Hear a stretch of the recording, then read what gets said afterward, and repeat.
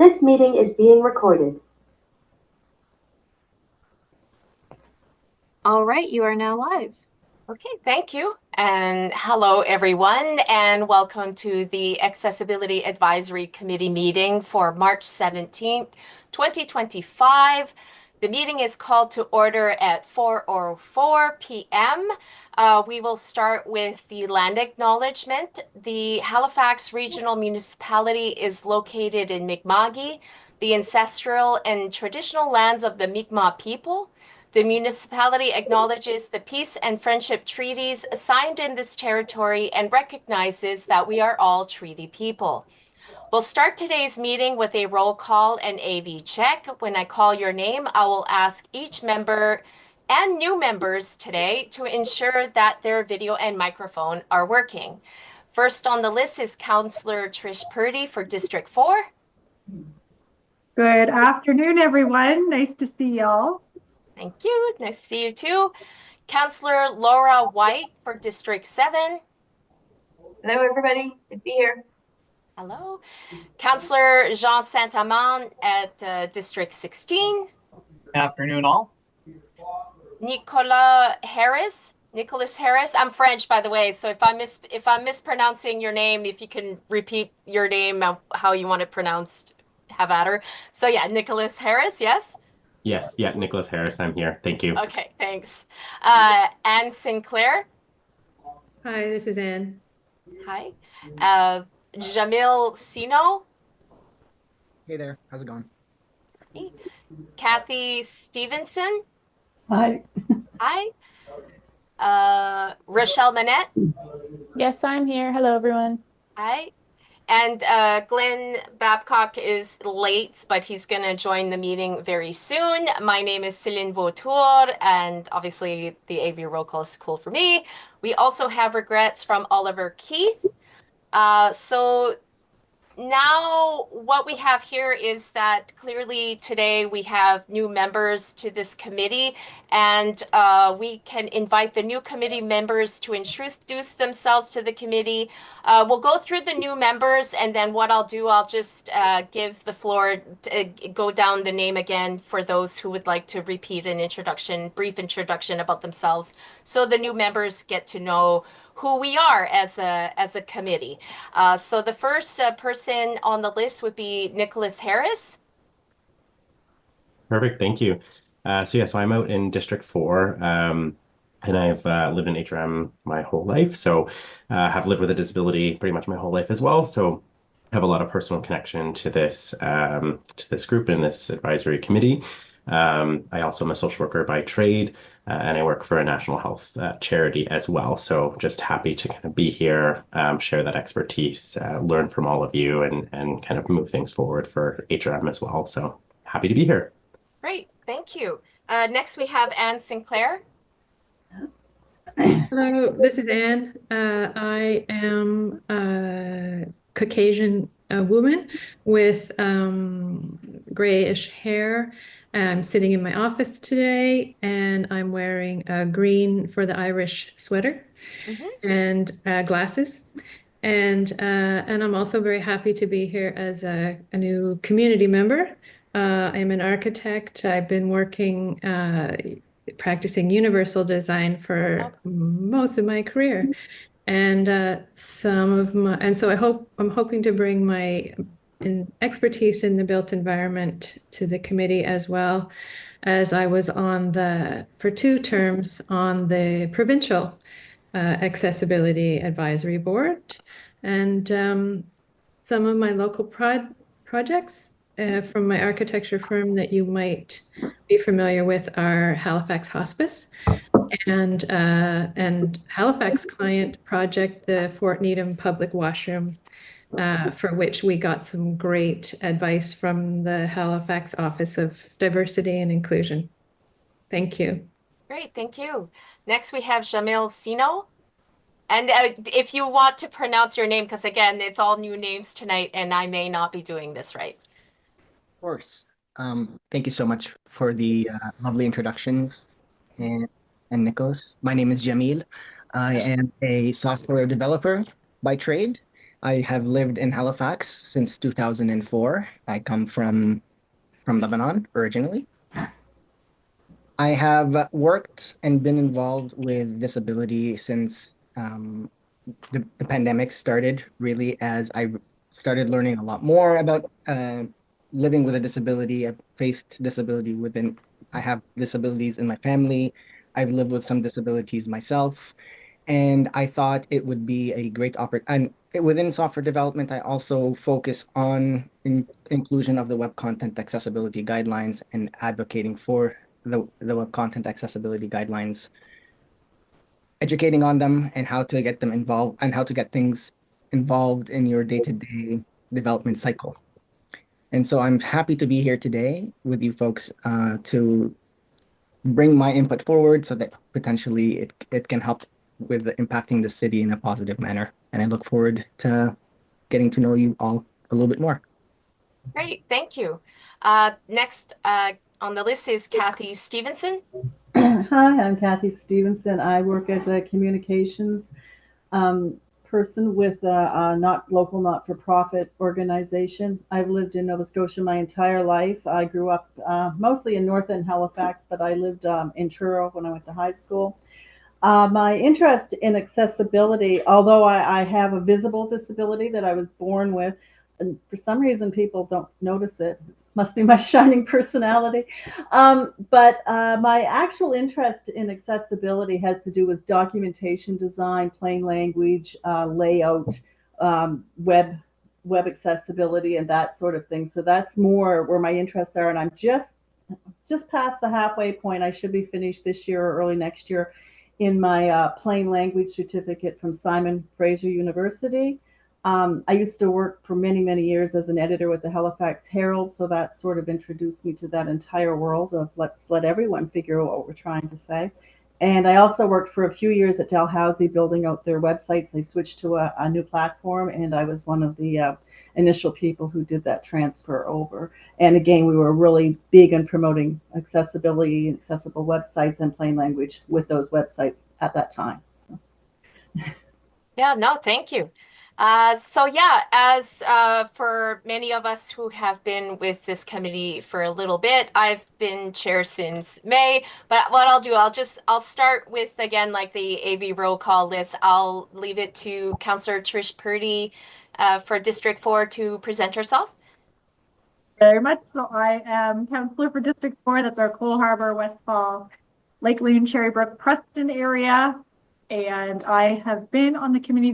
I'm going into my third year now, and it is a very eye-opening committee. We're also working on the side with the province and Construction Nova Scotia to help make especially construction sites on the roadway for pedestrians safer in every way possible. So lots of levels of government working on that right now. And yeah, happy to be here and looking forward to working with the new folks. Yay. Next, we have Councillor Laura White for District 7.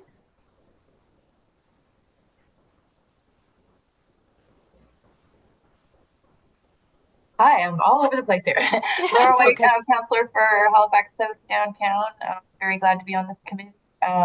Accessibility-wise, from my personal experience and interest, is mainly around transportation for everybody, getting around, walking, wheeling, rolling, driving, all the ways. Yeah, important stuff.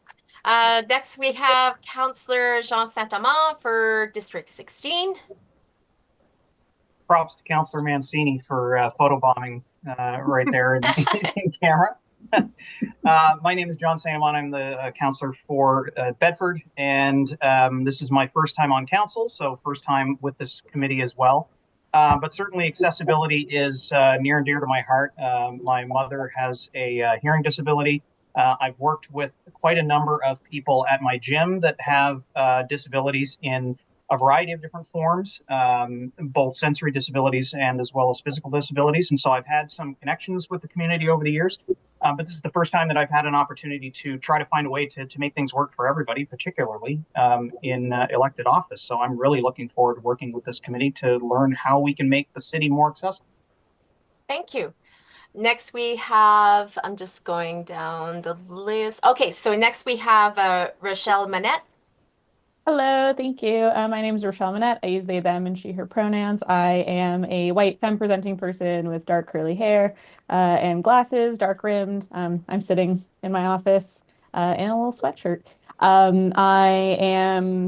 mean, I've been on this committee for a little bit. I'm currently the vice chair, which is essentially just like if Celine ever needs to not be the chair, then I take over for a hot sec, which isn't super often. So I really am just a committee member, which is nice. And yeah, my background is in sort of disability related studies and things like that, inclusive recreation, adaptive equipment, things like that. But I'm disabled myself.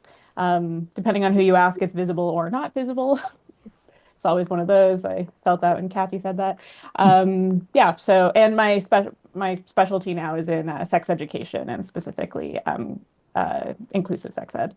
And I'm queer and genderqueer, so I bring a couple different lenses to this and sort of how those intersections impact me and my communities. So that's kind of what I'm doing here. And I like being on this committee. It's fun to, talk to people. So yeah, thanks and welcome to all the new people. Yay. Great, thank you. Next we have Glenn Babcock. How much time do I have?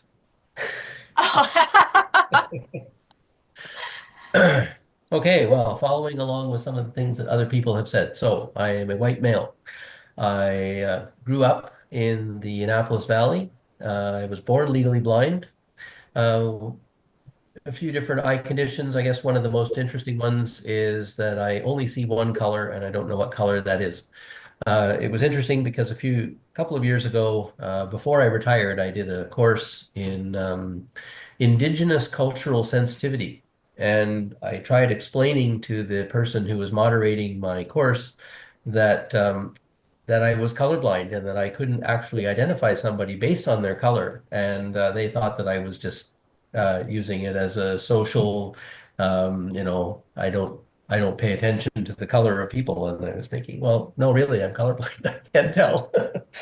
So anyway, they never quite understood it. Growing up legally blind, I did go through, I turned down the opportunity to go to the School for the Blind in grade 7 because I didn't want to live away from home. High school was a bit of a challenge, but I went on to do 2 degrees at Dalhousie. I moved to Ontario in 1987, sold assistive technology for people who were blind and visually impaired for a few years, then started working for the provincial government, doing employment accommodation for people with various types of disability, most typically blind and visually impaired because that was my background. Went on from that to work up to being an IT manager. And for my last 13 years, I looked after the computers for all of the judiciary in Ontario. And then I retired 2 years ago, moved back to Nova Scotia, and was looking for a way that I could give back to my community. So one of the volunteer activities I took on was being on this committee. Outside of work, I grew up in a golf family, despite the fact that I was legally blind. And in 1988, I discovered that there was actually organized blind golf out there, and I have been participating in that ever since and have traveled the world and have played in 6 world championships so far. That's awesome. Thank you. And next on the list is me, but I also, after me, would like to ask if Melissa and Laura Bain would like to also share a brief introduction about themselves for the rest of the new committee to learn about them. So hello, my name is Celine. I've been I actually was voted chair within like 10 minutes of being a member of this committee last May, and I'm just kind of learning the ropes as I go. I have also kind of an invisible disability. I also have wearing these specs, which are fashion glasses till I can afford real good specs. I have photophobia.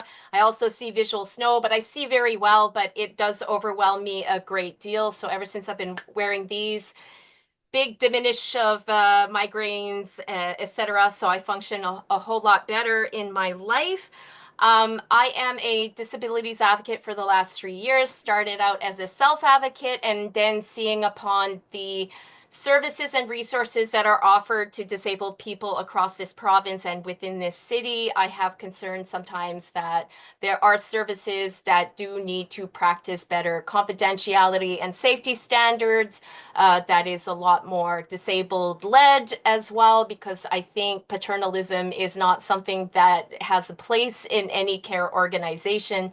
So that is kind of like what I advocate for, is more respectful services. And also, as someone had mentioned too, like more plain language information to help guide people through navigating the city as well. I'm very impassioned about transit, having a more robust transit system, because that leads to so much of a better life, especially being able to access a job, being able to access medical services, and just to plainly be able to access the community, get to know the community, get around much quicker.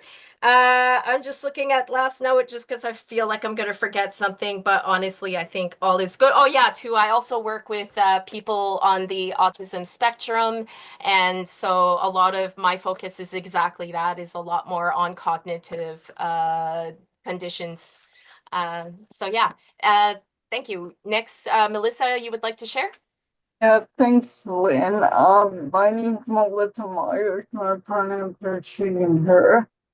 I am the accessibility advisor for HRM, and I'm also the staff liaison for this committee. I've been in this role for close to 6 years now, not quite, but close to 6 years. And I too identify as a person with a disability.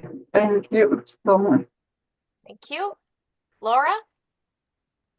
Yeah, sure. Hi, Laura Bain. I use she, her pronouns. I'm an early 40s white woman with very thick glasses and straight brown hair. I'm coming to you today from home.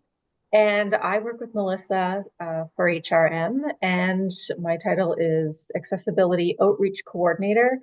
And I just started in November. And sorry, I did say in the chat that my microphone wasn't working, but I got that issue resolved. Okay, great. Thanks. All right, so now we're going to move on to the approval of minutes for February 24, 2025. I will now ask if there are any errors or omissions for the minutes of the February 24th, 2025 meeting.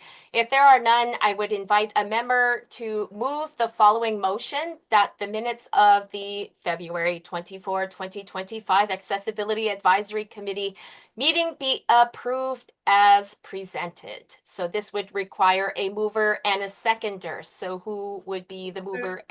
Okay, Trish is going to move it. Who's going to second? Jean is going to second. So I'll call for the question. All those in favor say aye. Aye. Aye. Aye. Right. Please say nay if you're opposed. Okay, that's great. The motion has been carried. Next, we have the approval of the order of business and approval of additions and deletions. We will now move on to the approval of the order of business today's meeting. To our legislative assistant, are there any changes to today's agenda? There are no changes, no additions or deletions have been received by the clerk's office. Great, thank you. So I will invite a member of the committee to move the following motion. This requires a mover and a seconder. So moved. Okay, Jean I can is second. moving, and Nicholas is the seconder. So I'll call for the question. All those in favor say aye or raise their hands. Aye. Or A. Oh, I keep getting it wrong every time. I don't know why I do this. Sorry, guys. Anybody opposed? Nope. Okay, so the motion has been carried. Business arising out of the minutes, there are none. call for declaration of conflict of interest. I will now ask if anyone has a conflict of interest to declare as a result of an item on today's agenda.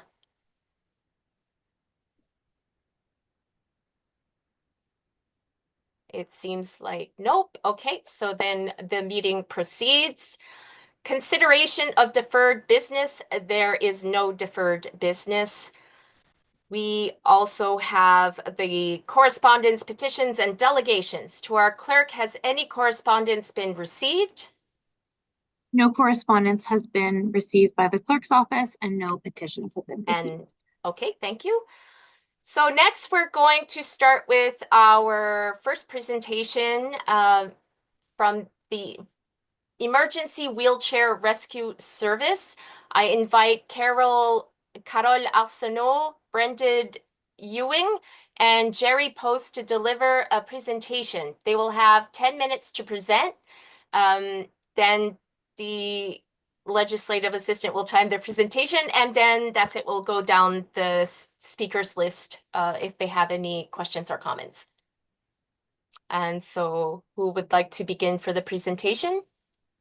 I've let the three presenters into the meeting, and I will let them. Oh, okay, great. Starting. Yes. Good afternoon, and thank you very much for including us on the agenda. My name is Jerry Post. I'm a disability advocate, and I use a wheelchair. I'm a white new settler who came to Canada from Holland, and thought I landed in heaven. So, yeah. So with me is Carol Arsenault, who's also an advocate in community. She uses a scooter, and Brendan Ewing, who is the owner of Extra Care Taxi and Seniors Taxi, and who has a contract with HRM to provide accessible taxi services. So you know, that service, I'm so grateful for that service. HRM provides some funding for it to make it work for Brendan and his company.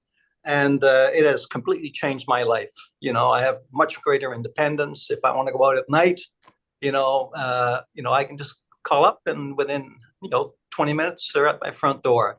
You know, Access to Bus just doesn't do it for me in that way, and lots of issues. And in future, I'll give you a presentation that I've been giving. I used to be on your committee at one time. And you know, it takes a lot of time, sometimes a little bit of courage, but also a big push to make change within HRM. Hopefully you can help us with what we're asking for, and that is to create an addendum to the contract that Extra Care has with HRM to provide a rescue service. And the rescue service is basically when you get stranded. You know, my wheelchair has run out of power. Different things have happened while I'm on the street in the evening. And what do, right? So before we had Extra Care, it's almost impossible to get a heavy wheelchair home. I'm fairly light, but quite a few people in wheelchairs are quite heavy. So to move a wheelchair that's been disabled into a van can be a challenge. So what I'm going to do is Brendan has been looking into this, and I'm going to hand it over to him to talk about what he has found and some of the experiences. Carol's had some experience as well of being stranded. I think we all have. So I'll hand it over to Brendan right now to basically give some detail on what a service like this may look like. Brendan. Okay, thanks, Jerry, and good afternoon, councilors and committee members, and thank you very much for giving us the opportunity. As you said, my name is Brendan Ewing. I'm a black male with a little sort of goatee, salt and pepper, bald head, wearing glasses, as well as a white shirt. I guess over the past 7 years, Seniors Transit has been providing transportation and assistance to the residents of the HRM who have physical and intellectual disabilities. For the past 3 years, we've also provided an on-demand taxi service under the name of Extra Care Taxi. During this period, we've identified a service gap for those using power wheelchairs and scooters when their mobility aid breaks down. When this situation occurs, this places individuals with disabilities in a vulnerable situation, which can impact their safety as well as their well-being. There has been many challenges getting them back to home. So access to an on-demand 24-hour roadside assistance service is recommended. We receive frequent calls from folks who have mobility devices who have broken down, and we have to decline not having the equipment and structure in place to support their needs. Just last week, we received a call again from an individual whose power wheelchair died. And we was able to help him because we was able to help him pivot and he can walk a short distance to get into one of our vehicles. But once again, his power wheelchair was left on the side of the road. So we feel this is very important that this service is affordable for the user and eliminates any barriers that will prevent those who need access to it. We conducted a review of what will be needed to support this venture and for a 24-hour roadside emergency service through ExtraCare Taxi. And we provided this recommendation to Halifax Transit. We recommend that this offering be considered in the new RFP that Halifax Transit will be issuing shortly for the wheelchair accessible taxi service in the HRM. With that said, we looked and for this to sort of work, we need to be able to have accessibility to 2 additional wheelchair accessible vehicles to add to the existing fleet. One of these would be staffed with various equipment, such as a manual wheelchair, patient lift, and other miscellaneous things that allow us to sort of lift a client who may otherwise not be able to get out of his or her chair and get them into a manual chair. Once this is done, of course, both the other van would then transport the client and one van will transport the equipment. We want to have this in a way that the cost to the end user, such as the client, is that of a taxi rate for the transportation side of the service, and then just one cost for just the one van for that taxi rate for the end user. So with that said, I think it's very easy with the renewal coming up for the HRM accessible taxi service to make an addendum and to include this service in it to allow us to be able to provide that 24-hour roadside assistance for clients whose wheelchairs break down and those whose scooters break down as well during that time frame. And like I mentioned, we provided numbers and so forth for the HRM for consideration, and we'd like to bring that to your attention as well. In addition to that, there's just a few things I'd like to sort of bring to your attention on just some of the challenges that we've seen over the last 3 years since we sort of brought this service on board. The first challenge is the significant increase in demand for this service has really exceeded our ability to meet the service and meet the needs of the residents in an appropriate time frame, especially during peak times. You know, we are at a point now that we are prioritizing calls and giving those who are going to medical appointments priority, and those folks who are maybe going out for recreational or for other means, they are sort of put down the priority list, which results in us showing up very late to pick them up. And sometimes we have to refuse to pick them up because we do not have the capacity. And then clients will end up canceling their trips. You know, we have 10 wheelchair accessible taxis servicing a population of over 500,000 people in HRM. So with the growing need for accessibility, the demands, you know, we really consideration has to be, and we would recommend for increasing that fleet. The second challenge where I have everyone's ear is the staffing of drivers continues to be a struggle. For a driver to qualify currently, they must undergo a taxi licensing process that is very expensive and time consuming. This process takes a minimum of 3 months from the start of taking an English test to writing an exam, which most fail due to the street names that they need to know, even though today we're using the GPS. We currently have a Metro Transit bus driver who used to drive for Metro Transit, unable to drive an ExtraCare taxi client. When we lose a driver, it's very difficult to replace them, and our drivers, we feel, should be able to follow the same qualifications as an Uber driver, which is just having a clean criminal check, a vulnerable sector check, and they're up and running and ready to drive clients. The training that we provide at Extra Care Taxi and Seniors Transit and how to deal with our clients that have physical and intellectual disabilities far exceeds anything in the marketplace, whether that's being offered by the Taxi Commission or Uber. So we would like to see that process made a little bit easier for us. I'm almost done here. Just the third one is the traffic congestion, which we all have experienced in the city. It really has made it very impossible for us to meet arrival times when a call is requested. We need to have this noted and understood, as we are not really able to get from one point of the city to the other point of the city in 15 minutes to pick up a request when a client does have one. We have 10 vehicles and we travel all over HRM from one end to the other, and time commitments are a very high challenge to meet. And finally, is the cost to operate. This service has increased significantly. Costs have increased significantly as we put in the bid. Okay, so I was good. I'm almost done. So from a wage, vehicle costs, and maintenance, I think we need to have all those things taken in consideration underneath the new FRP. Okay, and thank you very much for your time. Thank you, Brendan. In conclusion, what we'd like for your committee to recommend to HRM Transit to include this emergency service in the upcoming bid. That's number one. And for two, for them to evaluate all those other issues that Brendan had just brought up, so that we have a sustainable service that serves everybody equally in HRM. So, Carol, do you have anything to add?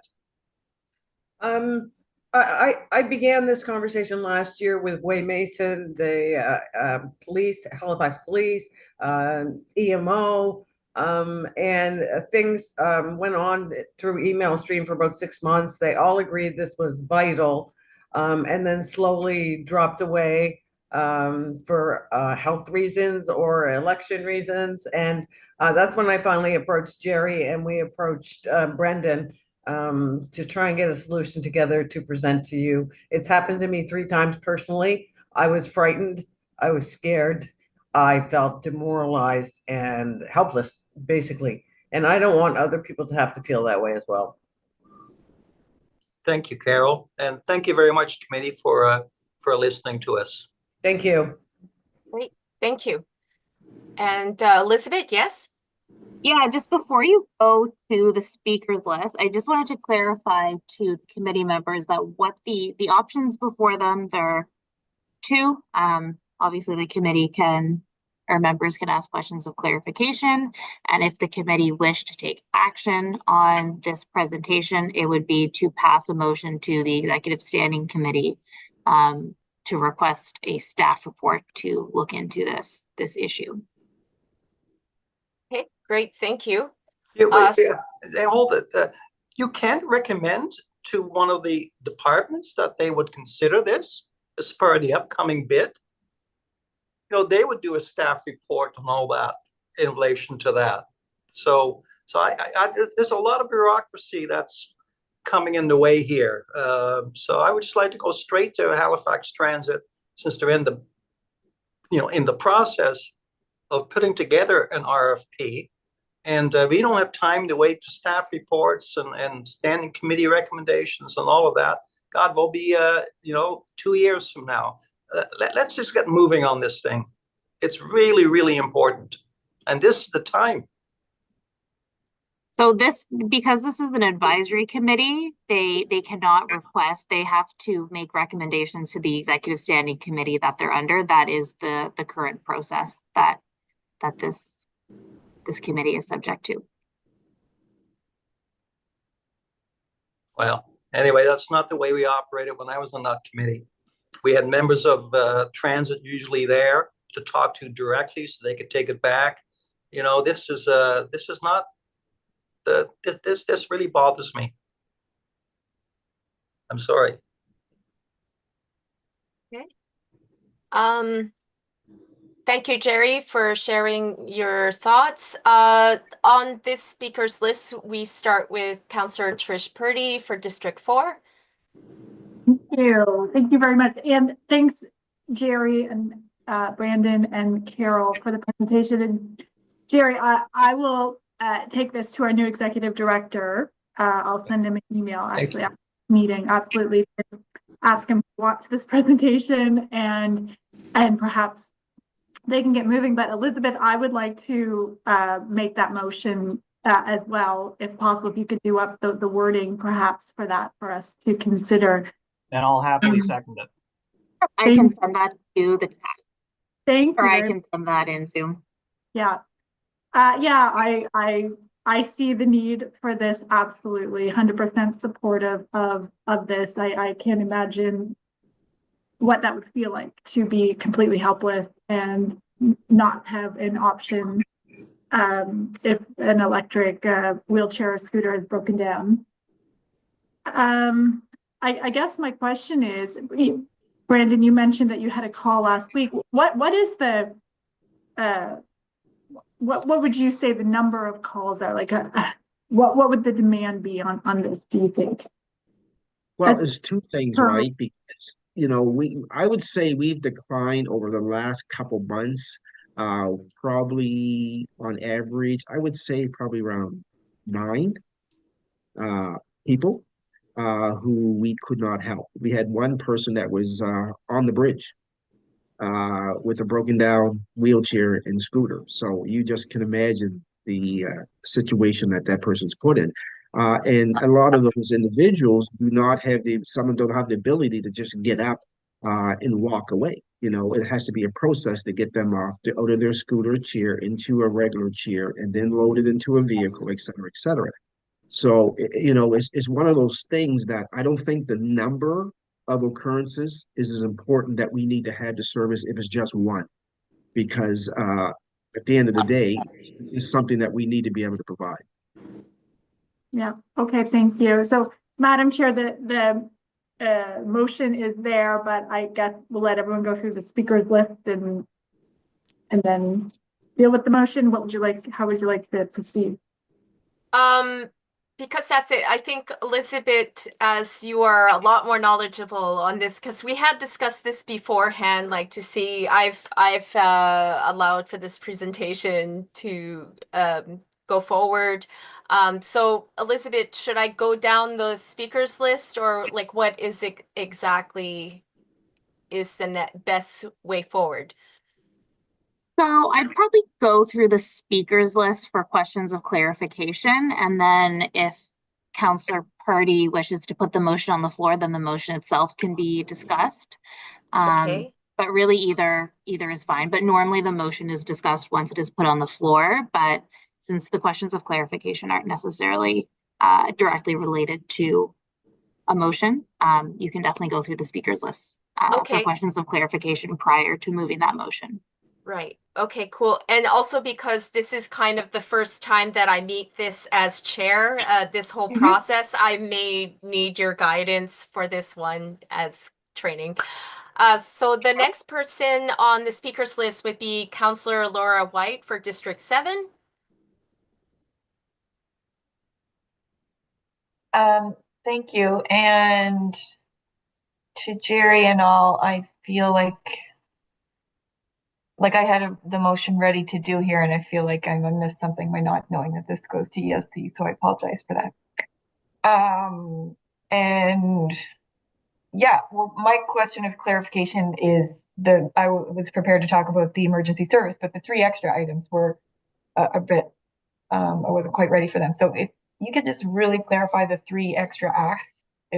I mean, you're talking about traffic congestion, need exceeds demands. I'm really not clear what the extra items, what your ask is for HRM. Yeah, sure. So I guess the first one was around demand. Okay. And the demand during peak really exceeds the available vehicles that we have in the HRM. So there has to be additional vehicles placed and added to the fleet to be able to meet the growing demand and the current demand of the wheelchair accessible taxi service. So that was the first one. The second one was the staffing issues in terms of how we are able to have a driver qualified to drive for Extra Care Taxi Seniors Transit versus those who can drive for an Uber, and the long process that it takes that really causes staffing issues to be paramount. The third one was the traffic congestion. That was just managing the expectations of when we can arrive to pick up a client. Because when this was done back in the fall of 2001, things changed significantly. Traffic congestion, growth in our population, getting from point A to point B in 15 minutes in the HRM right now is almost virtually impossible. So that's something that needs to be considered in terms of pickup time. And the last thing too is the last one here is really the subsidy that is provided and the increase in cost and able to be able to continue to offer the service in the HRM needs to be considered in the new RFP. So those were the 4 points that I raised. Okay, so you are trying to meet a service standard that you're having trouble with due to congestion. Yeah, we can. Yes. Right. Yeah. Right. Okay. Understood. I was having trouble understanding being like a private company, but I get it. I get that. So I'm wondering if we need 2 motions here, like one to try and go faster with the ask for the rescue service, and then a second one to look into all these other items with less of a rush. Okay, yeah. Exactly. Yes. Yeah, I would support splitting that out in 2 so that we've got more definitive direction in each case. Exactly. So I don't know how we want to word this, but I'd like to move the second 4 items be considered in a staff report.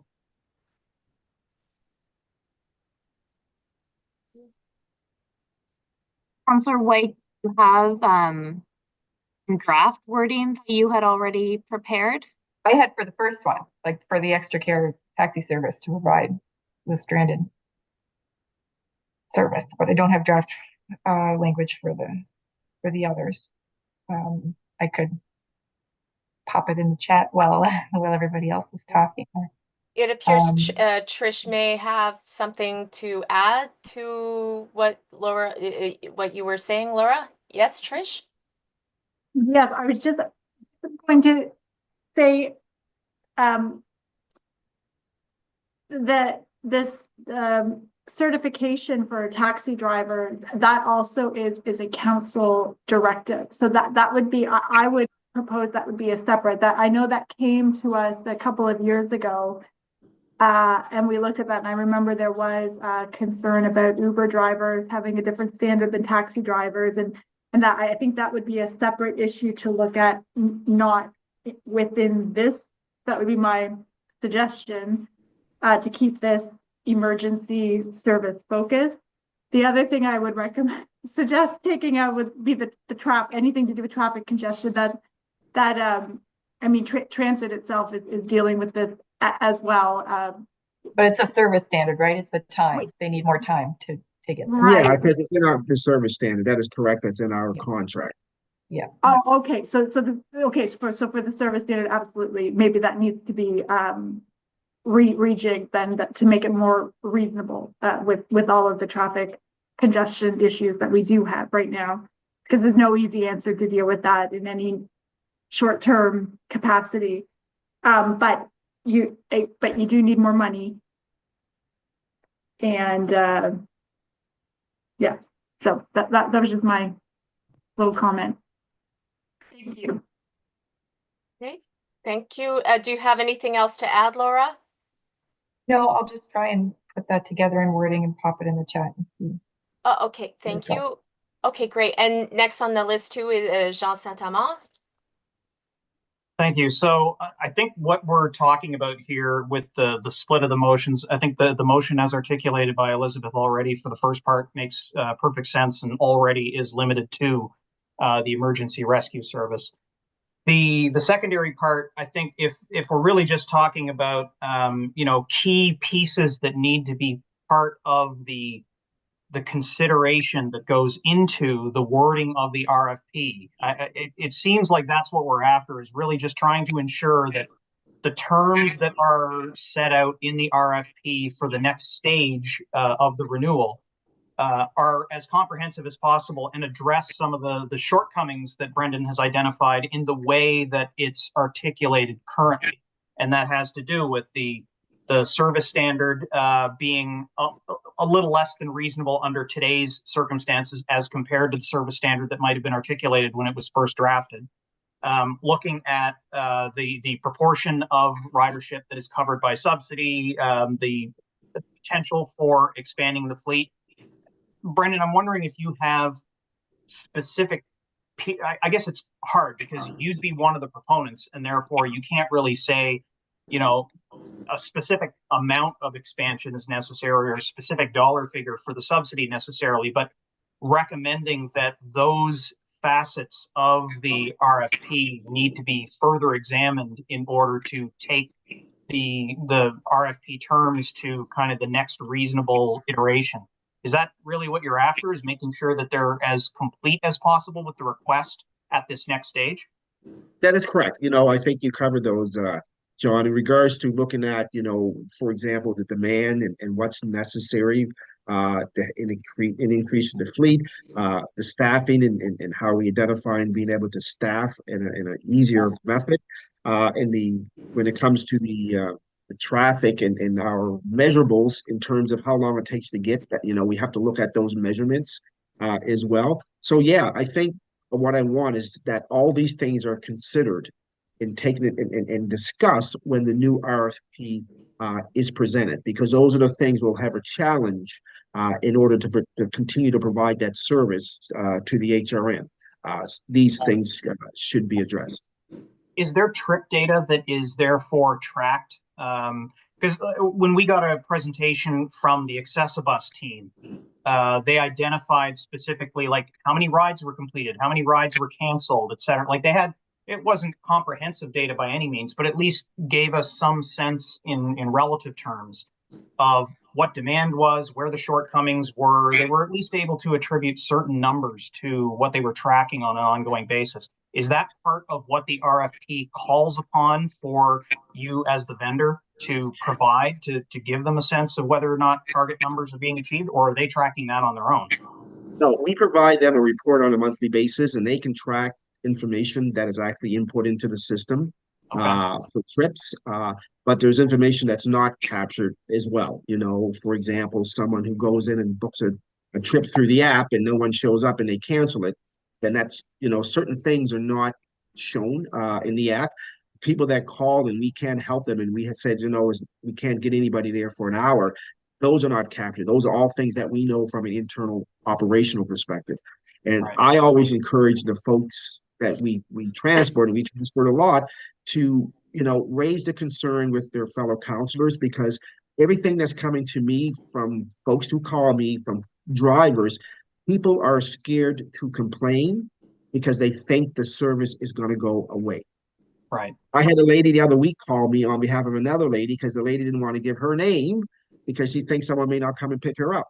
Because once again, prioritizing the calls, medical appointments sooner than someone who's going to the grocery store. So there is a sense out there, and Jerry will be able to speak to that as well. When we first started this service, it was good. But now, as the demand continues to grow, people find out more about us and using us a lot for medical appointments or following some of the gaps where Accessibus couldn't meet. We have seen that we're picking that up as a taxi service.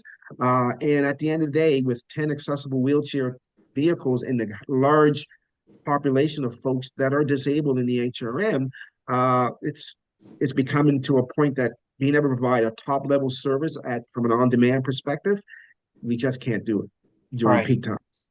And there's also the phantom demand that we can't track as well. The people that, you know, by virtue of the conditions that you just laid out that continue to get more challenging, there are some people that may not call at all.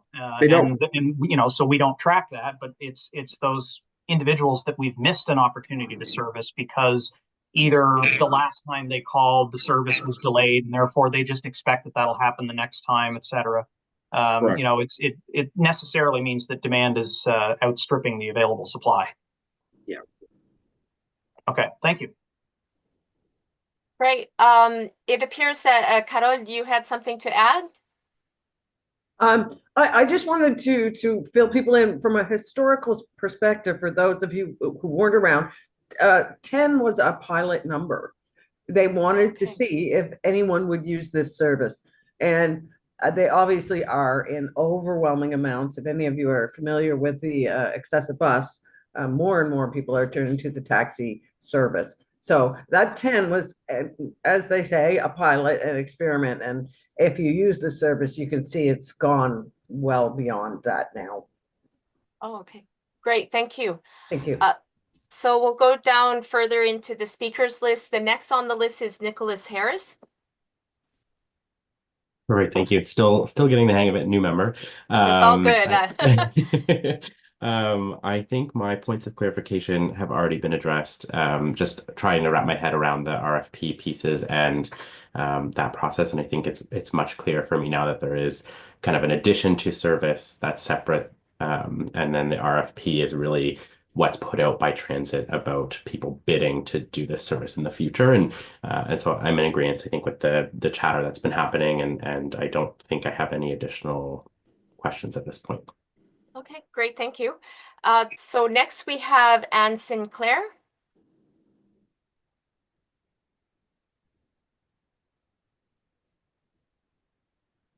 Is Anne Sinclair here? Yes. I don't see her in the chat. Oh, hi. Oh, sorry.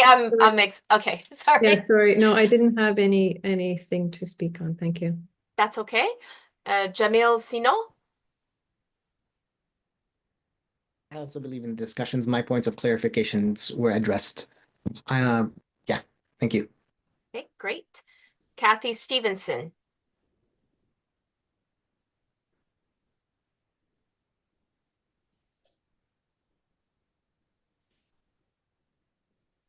Kathy, you're muted. Oh yeah, Kathy, you're muted. Yeah, okay. The blonde hair is natural. Sorry about that. I have nothing to add or question or nothing to say now. Okay, thank you. Next we have Rochelle Minette. Yes, thank you. I do have like 2 points of clarification, specifically about like the way, or I guess like training and preparation for this emergency wheelchair rescue service.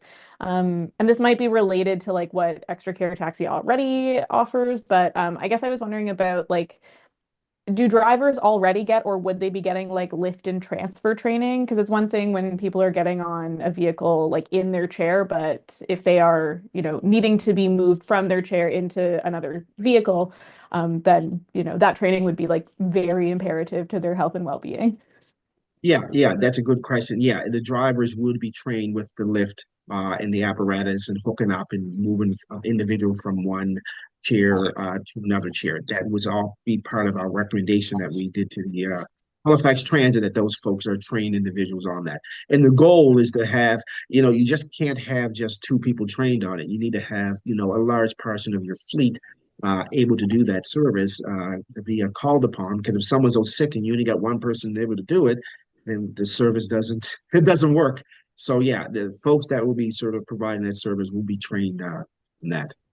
Well, super agree that maybe all the staff should be trained. That'd be cool. And like, it's a super useful like tool to have. I was very happy when I got it, although I can't lift and transfer anymore really because of my own disabilities.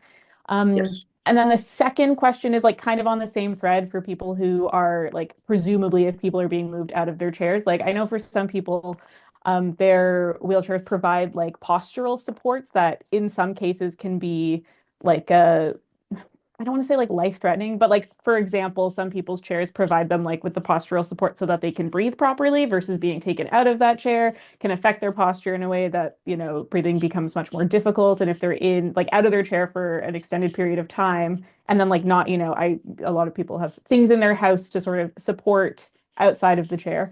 I guess like how is that going to be addressed, or like what like precautions can be taken around that in this case, to make sure that people like are safe while they are out of their chair as well.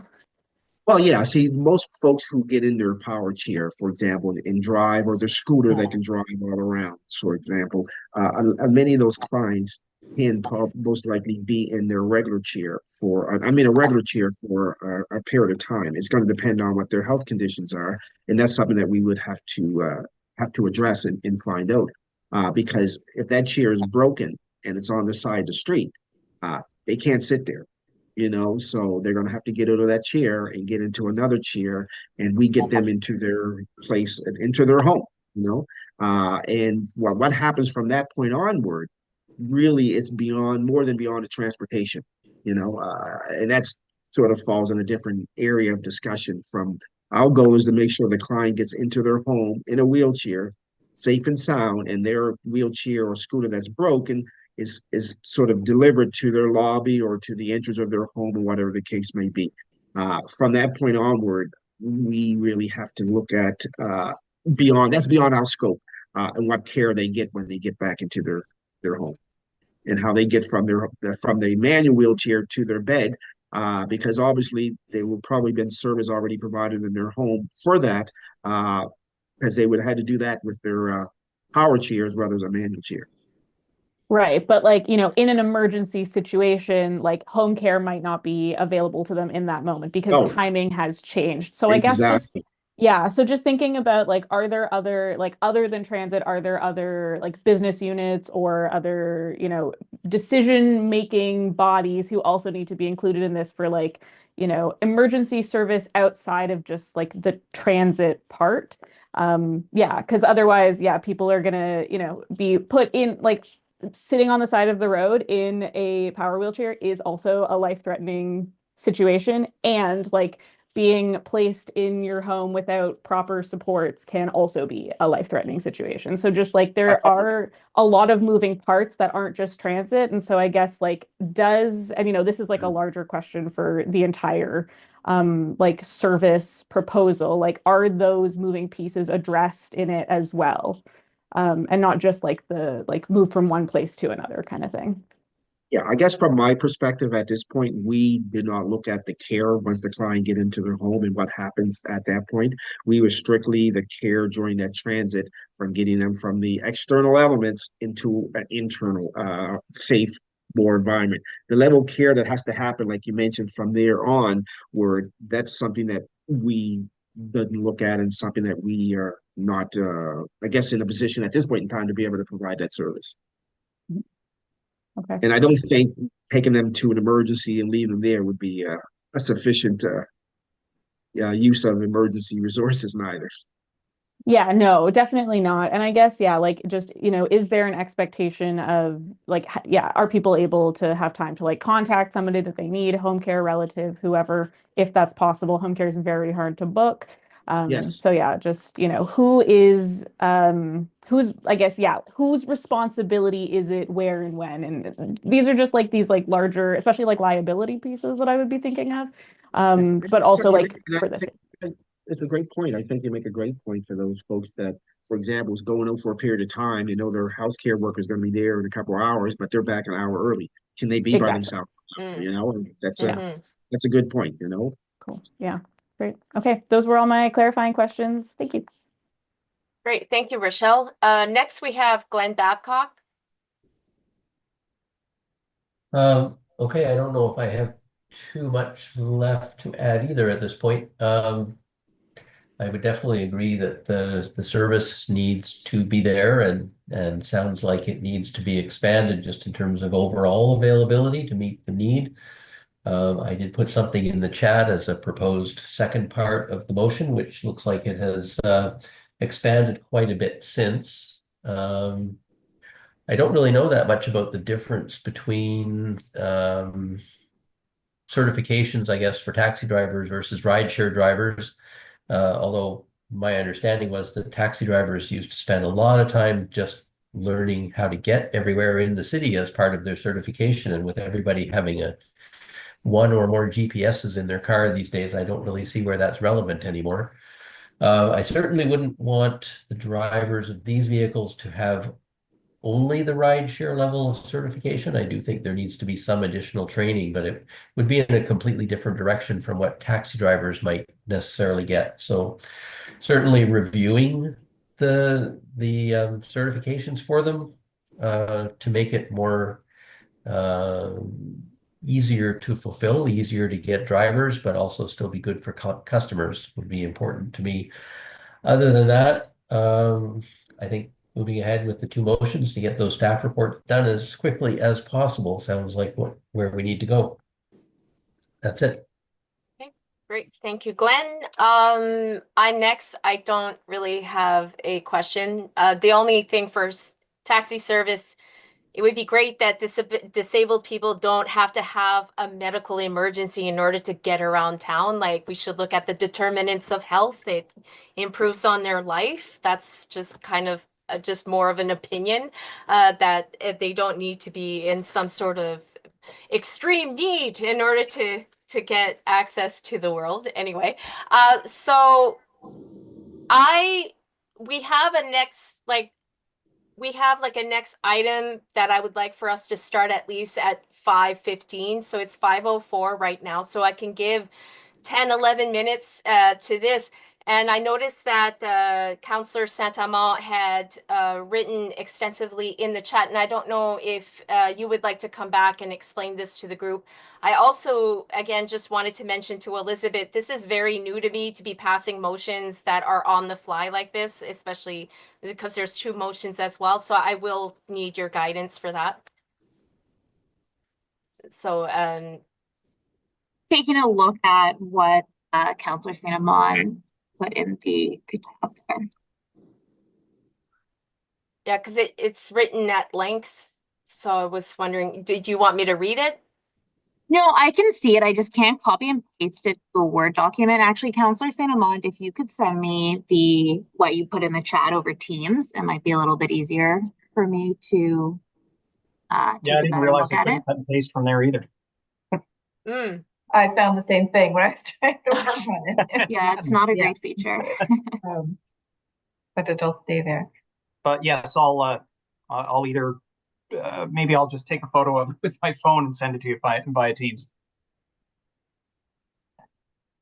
Okay, works. So to anyone else, does anybody else have anything to add? Just to say, I'm going to contact the presenters offline with some ideas of how to get this moving faster than the next ESC.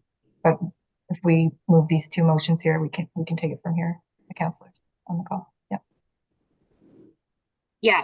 So just to clarify, if this committee passes a motion to, or multiple motions to request a staff report, it would have to go to the Executive Standing Committee, and then Regional Council.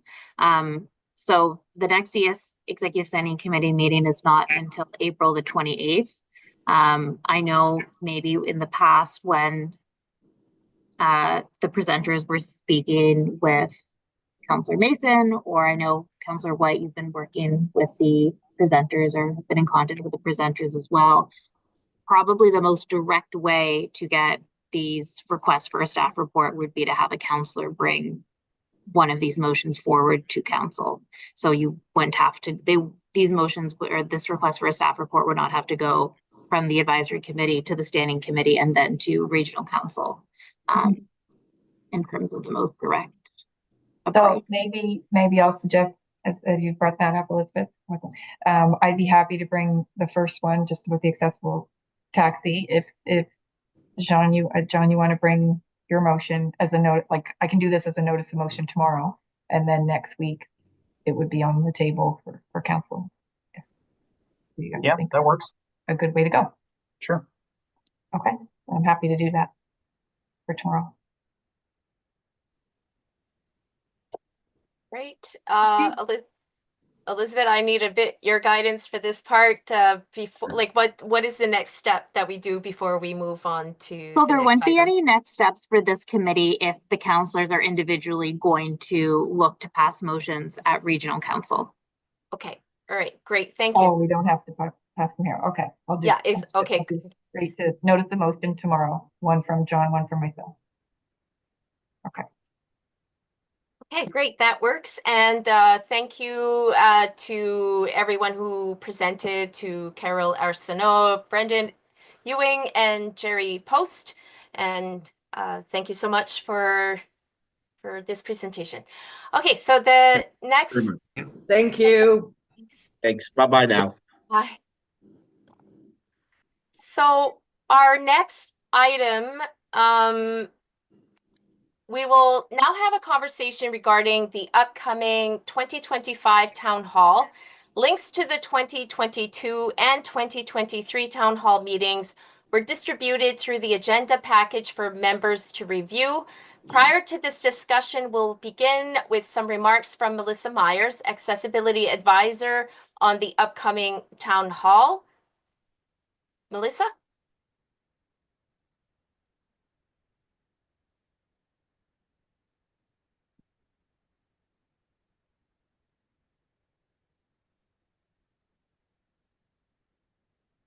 Thank you so much, Cheryl. So at the last meeting, and I know we have some brand new members to the committee, and I know Rochelle is going to do like an overview of the town hall. So I won't step on your toes, Rochelle. My only comment for tonight is if the committee could at least identify a date of when we would like to proceed with the town hall. As I mentioned to most of you last time, there is a lot that goes into planning this. And at the moment, there's only 3 of us on staff that would be able to actually help support this and plan. So the sooner we know at least a date, we don't have to figure out what the town hall looks like quite yet, but at least a date that would be helpful. Thank you. Great, thank you. So first on the speakers list, we have Rochelle, and from what I understand, Rochelle wanted, as Rochelle's been part of this committee for longer than me, it makes more sense that she would be able to present to new members a little bit more about what is the town hall, to kind of help guide you guys to understand what we are trying to plan at this meeting. So Rochelle, I give you the microphone, give you the floor. Thank So you. Rochelle, I've Yes. promoted you to I guess you can see, I've promoted you to co-host so Cool. you can share your slides. If you're not able to share them for some reason, I can certainly share them for you. Just for all the committee members, these were distributed today as part of the Outlook agenda package. Cool. Oops, why is this not working? For some reason I can't, oh, there we go. I'm usually so good with tech, but right now it's being funny. So is this very tiny? Can everybody, oh, maybe fit to this? You know what? It's the button to the left of the plus minus slider at the bottom. I'm trying to do that, but it keeps like making it sound, okay, there we go. I had to do it from the top menu instead of the usual like quick link. Okay. Yeah, thank you everyone for, looking at my funny little presentation. Yeah, the whole point of this is essentially to just let everybody know what the Accessibility Advisory Committee Town Hall is, because planning an event that you have never been to before or never seen or never been a part of planning is kind of a hard thing to do. So this is going to be quick, hopefully. But feel free to ask questions, and I might not be the right person to answer the questions. It might actually be. I just have a question too. Is it possible to kind of go back to where it was, because the font, like everything is much smaller now? Like the other screen, you could see. Oh, it's in presenter view, isn't it? Presenter. Yeah. Oh, okay. Is that then better? we got it. We got it. Okay, cool. Perfect. Got it. Great. Yeah. All right, we're doing it. I swear, I use technology all the time, and yet right now it's not going well. Anyways, okay. Right. So Accessibility Advisory Committee Town Hall. Here we go. All right. So generally speaking, the Accessibility Advisory Town Hall is a public meeting that is generally hosted by the Accessibility Advisory Committee, so us, and also supporting staff, so Melissa, Elizabeth, and Laura this year, I guess, right? So generally this consists of a panel presentation for HRM business units, and business units are essentially like the units that make up the HRM, and things happen there. So like transportation, parks and recreation, public works, that's 3 examples of who is usually part of this meeting. or this town hall, and they usually do a little presentation on like services that they have that address accessibility in some way, and then challenges and successes of the past year, generally speaking. And then after that, there's a Q&A period where like any community member can come and ask questions about, whatever they felt was important or interesting of the speakers.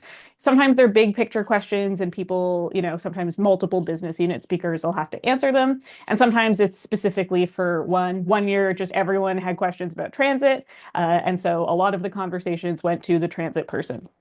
There is in the past, or like the last few years, there's always been opportunities for written questions to be submitted by people who are attending online. And usually there's like one of the committee members kind of agrees to read them out loud so that everybody can have access to hearing them and stuff like that. Yeah, and this is essentially a meeting that's open to anybody in the community. So generally speaking, we have people who are interested in accessibility because of their career. Sometimes it's because they're disabled themselves or part of community sort of more broadly. Every year that I have been on this committee, there has been ASL interpretation available, like in person, virtual attendance options, at least since, again, I've been on the committee since sometime after the pandemic started. So since then, at least, we've always had a hybrid option. And CART captioning has been available and is directly like live projected in the usually we do it at the library, like in the assembly hall. Can't think of the word for it right now.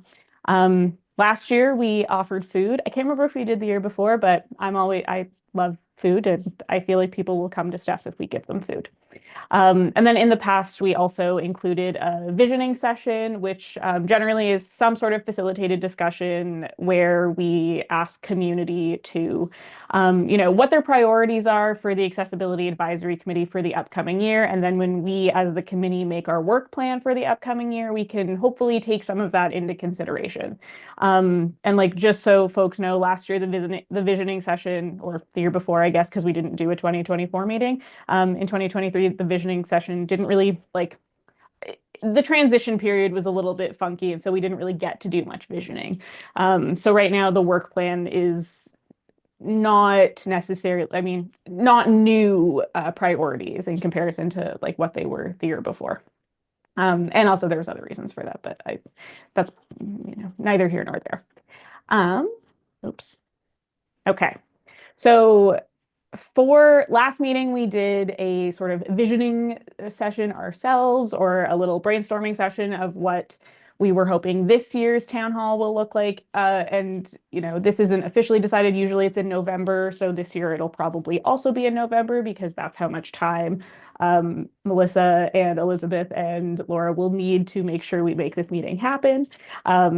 So the hope is that it hasn't snowed too much by then, or maybe at all, if possible. But that hybrid option is, one sort of solution for folks who can't get down to the library where it's usually held. So last meeting, we had a little visioning session. These are, the sort of summary that's taken directly from the minutes that would have been circulated and that we all approved at the beginning of this meeting. So here are some things that representatives from the province are available and at the meeting so that they can be available to answer people's questions about. Often housing and healthcare are something that comes up in the meeting, even though there's no HRM business units that are discussing it. This happens every year that I have been there, and I've been, I think, to 3 or 4 now. So it's relevant. It always comes up. There was a hope to have some provincial representation there just to be able to answer some questions, because the HRM folks can't really do that. Also having some sort of planned official transition period between the panel and the visioning session, because last time it sort of made it hard to have the visioning session. We've been sort of talking about an option for attendees to community members to speak one-on-one with the panelists after the panel. So if they don't have a chance to ask their question out loud, or if they want to have a more lengthy conversation, then they have an opportunity to do that somewhere else. Maybe with other small groups, things like that. Also the ask to display attendee questions or community questions. for the panelist on a screen. Like cart captioning sort of captures this, but it is a little bit delayed. So, you know, maybe having some sort of way to have people write their questions first. I don't know. These are, again, brainstorming ideas. Where is this part? Oh, and then an option for in-person attendees to type or write questions, so they don't have to ask them out loud. There has been options for people to write their questions down somewhere, and then we give them to either the panelists or to the clerk, who can like get them to panelists, but there hasn't been a way for people in person to ask their questions sort of more like anonymously up until now. Another recommendation was a QR code to join the meeting. I'm a big fan of QR codes. I'm into this one.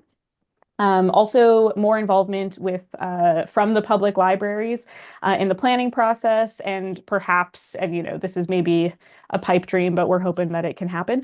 You know, options for like other library branches in the HRM to host some sort of viewing party, so the people who maybe don't have super great internet at home or don't have the option to tune in from their homes can all come to the library and watch there, and it can sort of be facilitated like a viewing party in that space. There was a recommendation to use the platform Slido during the meeting. I can't speak too much to that one because I assume it's just like a back and forth participatory PowerPoint situation. And then the last piece was actually like us as the committee having a scheduled debrief meeting scheduled for after the town hall, so we can talk about the things that went well and didn't and that kind of stuff kind of immediately after. I assume that the hand up from John is about the Slido thing, but because there are some questions that are coming up that like we have to get to today, I don't know, it's up to you, Celine, but I was just going to go to the next slide, which is essentially like, what are our to-do lists for today? And then maybe we can talk more about Slido after if there's time. Yeah, I'd like to try to respect the list if you don't mind, Councillor Saint-Amand. We'll get to Slido for sure. Yes? Cool. Okay. And I keep moving all the little videos into the place where I need to be reading. Okay. So we have lots of details that we need to iron out for how the meeting is going to go. But the things we have to nail down today, because Melissa needs them to like start today, or probably tomorrow, is the actual date. We need to decide on an official date for the town hall in 2025, and a general like list of business unit representatives that we'd like to have as panelists. And I think Melissa can probably tell us which business units were invited as panelists in the past. I could only remember 3 off the top of my head, and then the rest went away when I was making these slides. So these are our sort of like big to-do list today. And that's all for me. So I'm gonna stop sharing my screen now, and I guess other people can chat now, or maybe Melissa has something else to say. I'm not totally sure. Yeah, actually, just that might actually work good to see if Melissa, you had something else to add before we go down the speakers list.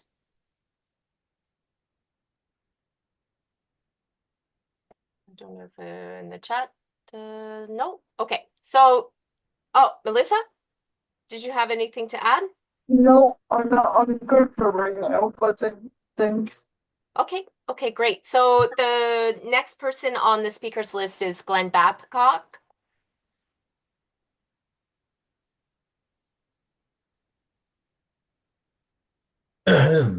Okay, I have to admit I'm new enough back to Halifax. I don't know all the business units that are involved in the city. I did not watch the videos of the past town halls, but I did read through the minutes and got a better idea of how these past town halls have worked and the value that goes along with them. Certainly get your point about housing. That's a huge topic and not something really that the city can address in any significant detail. So yes, if we could get some provincial government people in there, that would be good. I'll probably stop short of trying to pull in any federal government people. That might just get crazy. So that list of suggestions we had from our last meeting still looked pretty good. In terms of dates, for me, I would certainly lean towards something like late October after the summer's over, kids are back in school, that kind of thing. Maybe November, but October seems better to me. And other than that, because I haven't been involved in one of these town halls before, I'm mostly listening. But I think that's it for me. Great, thank you. Next we have Councillor Trish Purdy for District 4. Thank you, and thanks for that really good overview, Michelle. So just in terms of a date, I'm just wondering, like, should we just propose dates? So if we're looking at November and Glenn's comments on October, yes. I'm wondering if November 4th, a Tuesday, November 4th, would be a good date to kind of get. After that, we have the 11th, which is Remembrance Day, and then we have Regional Council the week after. And then we're into November 25th, which is late in the season. So just, how do we go about proposing dates? Throw it out there and everyone can kind of look at their calendar and see. I'm just wondering, because I'm sorry if I'm cutting through. Like, I'm just wondering if Melissa, has there been any like specific dates discussed beforehand? Because this would also have to fly with all the departments as well, because they need to be available. Yeah, so Councilor Purdy, to your point, I guess that's why having a date early, we can kind of hopefully solidify that we would have a person available for that day. In the past, Cheryl, it has been roughly early to mid November. Typically, it's been, I believe, on a Wednesday or a Thursday. Not that, there's a preference there, but just what we've done in the past. Okay, so if we're tentatively looking at the first week in November, the date could be set after you reach out to all the business units to see what date works best for them. Oh, no. We would say that this is the date. If you put it out to business units, that just gets you create more chaos and mayhem. Okay. Yeah, we don't want that, Councilor Purdy. No, we don't. We want a set date. Okay. Well, if it's usually on a Wednesday or Thursday, why don't we propose that first Wednesday in November? That I think that would be the 5th then. Wednesday, November 5th. I'm kind of biased on a Thursday, but that's just me. I have a council meeting the first Thursday of the month. Thursdays are okay. Oh, okay, that's fine. Yeah, sure. We could probably start. But it's a good starting point, though. May Reed, there's from the library is here, so she would be able to help us out with that. I was just going to say, if the thought was to have the event continue to be at Paul Regan Hall, I can tell you that the 6th, which is the Thursday, that first week, is not available. Okay, but the 5th? But the 5th is available, and so is the 4th. We've got a starting point. Okay, Yeah. cool. Okay, great. Because the thing too, like we're going down the speakers list that I'm almost like wondering if this should be more like an open floor for the date, because like, I don't know if that would help, or should we continue on going down the list? I'm just curious. You don't have to continue going down the speakers list if in the process of trying to decide on a date. It would better just have an open floor where members are able to indicate if that what date they think would be best or what would work with them. Okay, great. I know for me the 5th I can work that. Anybody else would have any input as to whether or not the 5th would be? Michelle is hand up. Yeah, but that's old. 5th is But fine with me. November 5th seems fine with me. Yeah. Yeah. And it's kind of at a good weather, like, you know what I mean? Towards the end, towards December is when we could have a weather event. Before it gets too dicey. Yeah, yeah, I'm agreeing. Anyone else? I think that was just my only concern was the weather, and if pulling it into October gave us a better chance of it being Right. less chance of a weather storm, and that was my my point to Glenn's point as well, was perhaps that last week of October in there might make a little more sense to give us that leeway, just because I know there has been early November storms, and especially when you have folks that do have varying abilities, and you know, mobility can be very big when storms do happen, whether they're big storms or little storms. It can deter the folks that we want to reach, and so my point was going to be just about, you know, why November? Why do we look at November? Is it a fiscal thing? Is it a, you know, closer to the year end? Is it just that's how we've always done it? And is there possibility of pulling it back into that warmer potential weather? It's not really warm in October, but getting away from the snow and ice and those kinds of things. Obviously, we can't control the weather, but typically, I think that would give us a better chance than likely November. But that was my only holdback on that. Anyone else would have other input on this date? I know for myself personally, October is like usually a really busy month for me. Like I really do feel like that first week of November would be an easier window for myself personally. I don't see us having a snowstorm as early as November Yeah, 5th. yeah, and you know, it's honestly having a snowstorm in end of October is still quite possible in this day and age, because as climate change just keeps surprising us, I think we're safe, like I would say, but I don't know. Like I obviously don't want to be the one that makes the main decision. I don't want to feel like I'm the tyrant of the committee. So would anybody else, Councillor Santama, do you have your hand up, or is just an old hand? That's the old one from the slide out thing. We'll come back to that. Oh, okay, yeah, that's great. Okay, cool. Yeah, because what we could do, we could just like decide on the date and then. So do you think we should kind of like vote on it? Like how do we kind of work this out to decide that we've all had the consensus that November 5th would be okay? Let's do the vote, move forward. Okay, sure. Okay, so all in favor, aye? Aye. Aye. Aye. Okay, those who are opposed? Once, going twice, looks like November 5th. Let's do it. Okay, so we got a date, so November 5th, and I think that'll be good.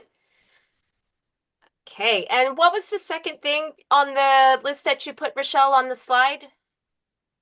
Which business units we would like to Which see business at, units? yeah, Oh, yeah. okay, so, and this is where I'll gonna go down the speakers list. I'm gonna just double, like, do you want to, I'll have you start, Rochelle, to, if you have a suggestion about a business unit, and then I'll go back to Glenn, and then we'll go and continue with the list as it was. Sure, I do see Melissa's Oh, yeah, hand like just Melissa? shot up, and Yeah, probably sure. we want to hear from her which business Yeah, units we've absolutely. had in the Yeah. That past makes more first. sense, yes. Thank you so much. So a couple things. We have a date. That's awesome. We do need to have a time though. But Okay. as far as business units, I can tell you in the past, we did have someone from Transit. We had someone from Parks and Rec. A couple of years ago, we had someone from 311. We had somebody from properties, fleet and environment. They look after built environment, our building. I, as the accessibility advisor, I typically sit on the panel as well. And then we have Max, who works with the housing here for HM, just to give you folks an idea. Okay.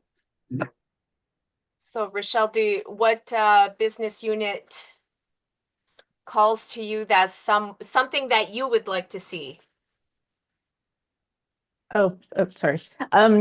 Yeah, I mean, I do think that like the ones that we've had have been pretty solid. I actually don't have a ton of recommendations outside of like, let's do the thing we did last year. Last year, having Max come in was, I believe, new because his role was newer. Right, So that yeah. I thought was a really good addition. Because even though like housing isn't something that the municipality takes care of, the response to homelessness is. And so hearing from Max was super useful. And he seems pretty like, I mean, you've talked to him too, you know. Oh yeah, He's pretty I'd with love it. to Yeah, have yeah, him back. I'd love yeah. to. I learn so much every time he presents. There's always so many key things that he brings up that almost transfers as information to address other business units. So Mhm. he would definitely be somebody that yeah, okay. I don't want to take over your No, speaking that's time. okay. That's okay. I do want to make the note now, and especially now that we have different contexts in transit. In the past, we've had usually at the meeting we get like the Accessibus person to come to the town hall, and for a few years he like really hasn't been the right fit for the kind of questions that people are asking because people have way more questions than just like the simple Accessibus ones. And from like a much like higher level. But the presentation that we had a few months ago now here, I thought that the speakers who came to do that were really great. So if we could request, you know, to have one of them at least come to the town hall and be the speaker for that, that would be awesome.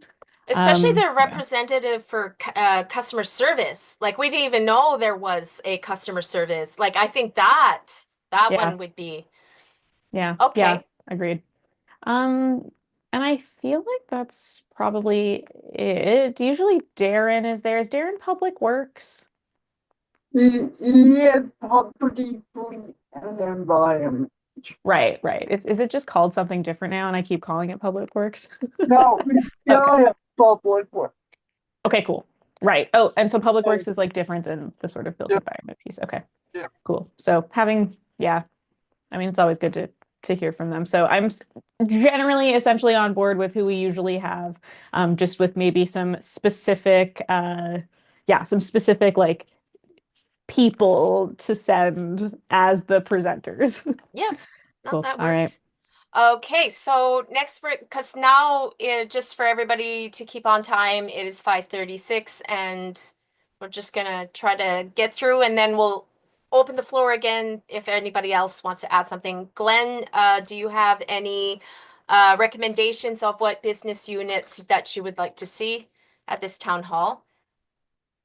I'll be quick because I already spoke and I didn't I said I didn't know much about the different business units. So while others were talking, I went online and looked to see what some of the business units are. And I guess the ones that that stood out for me would be community planning. Now, maybe that's somewhat related to public works. As I was writing transit, people were talking about transit, so I agree that limiting it to just Accessibus is not that great.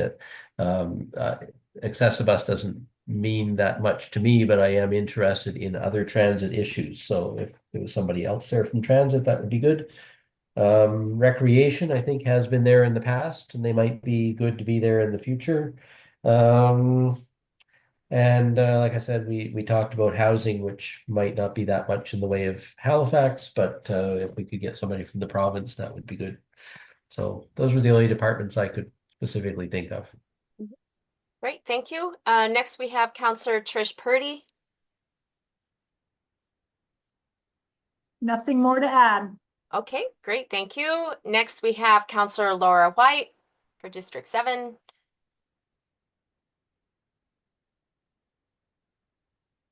I'm fine. All good. You're great. Okay. Thank you. Thank you. Now we have Councillors Jean Saint-Amand, District 16. Sorry, I get really French with your name. Not a problem. It actually kind of feels good to hear it that way. Okay, good.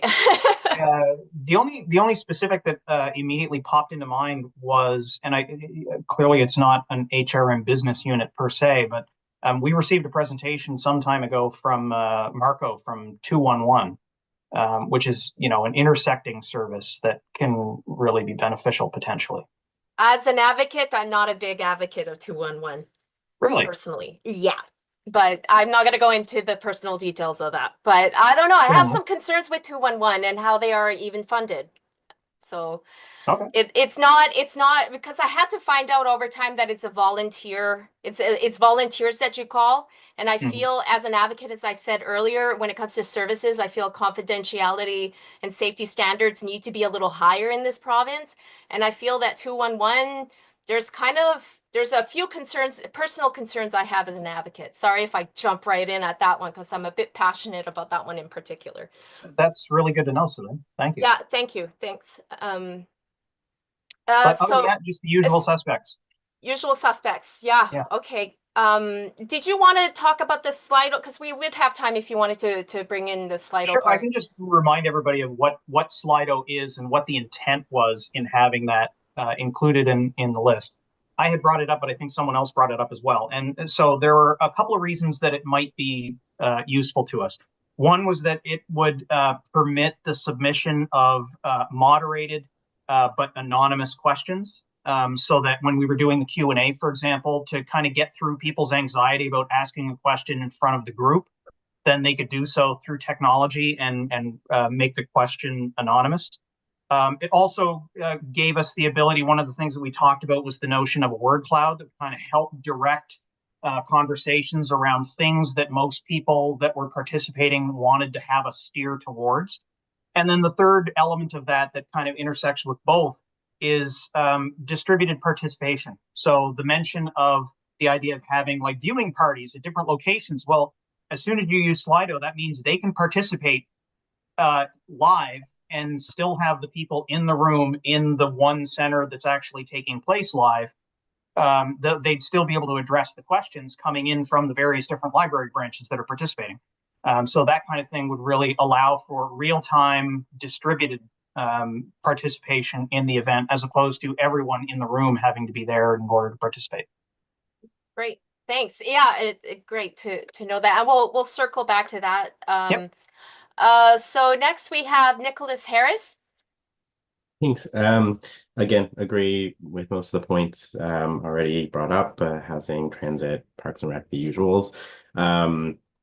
I think Glenn and I are maybe on a similar wavelength today, but I was thinking like planning and development, kind of that kind of community building piece of, looking at that process, and is there accessibility lens there that either through HRM standards can be highlighted through the meeting, or talking about accessibility from community engagement in planning and development in communities.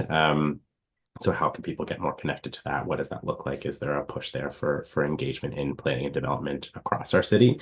So that would be interesting. And then I'm not as familiar with the deep trenches of all of the different business units, but again, kind of thinking about the presentation from earlier today, I'm not sure if there's kind of something related to like emergency management or emergency supports or crisis supports in the HRM bucket of business divisions, or if it's shared amongst. But I think that might be quite interesting to have someone that can talk about kind of that response, especially again, top of mind today because it has come up as one of the presentations earlier.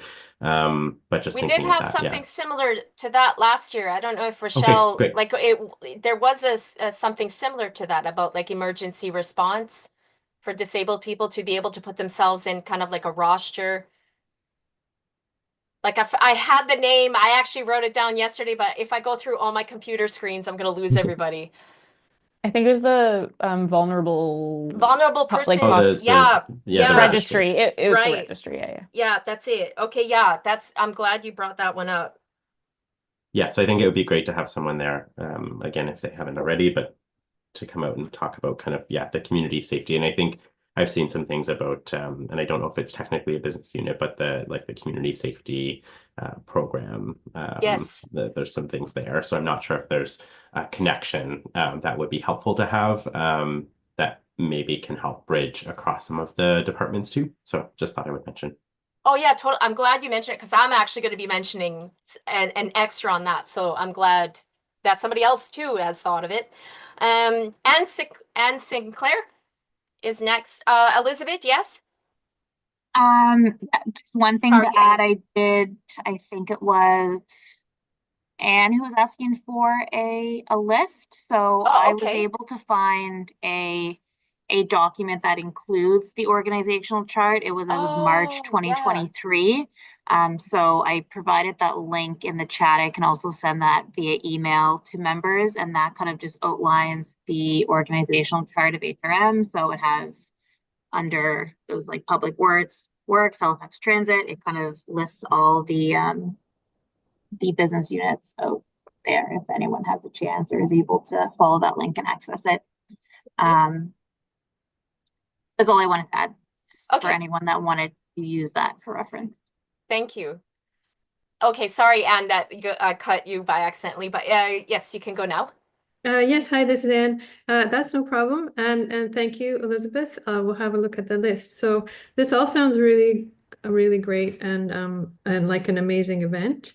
And I'm agreeing with everything everybody's saying. I would add, I think Glenn mentioned maybe not having federal housing representatives there. I don't know how even tricky that would be to get them, and I don't know how many people can be at this meeting, but it's mostly provincial because the federal housing, like it's kind of like out of the federal jurisdiction. Like when we talk about housing, I've been explained this several times by even like local MPs, just to note, but I would say like a provincial jurisdiction on the topic.